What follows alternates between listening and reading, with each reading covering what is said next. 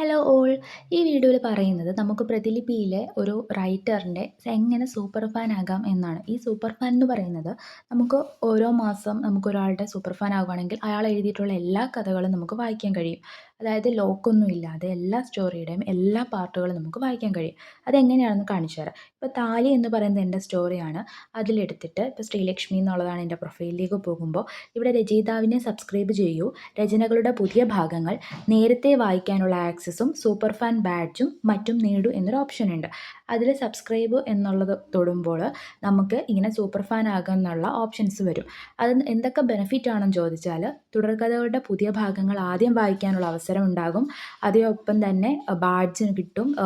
അങ്ങനെ കുറേ ബെനിഫിറ്റ്സ് നമുക്ക് അതിൽ നിന്ന് കിട്ടും. നമുക്കിപ്പോൾ ഒരു മാസത്തെ സബ്സ്ക്രിപ്ഷനാണ് വരുന്നതെങ്കിൽ 25 രൂപ കൊടുത്താൽ ഒരു മാസം സബ്സ്ക്രിപ്ഷൻ കിട്ടും. പിന്നീട് അത് 6 മാസമാണെങ്കിൽ 125, 12 മാസമാണെങ്കിൽ 250.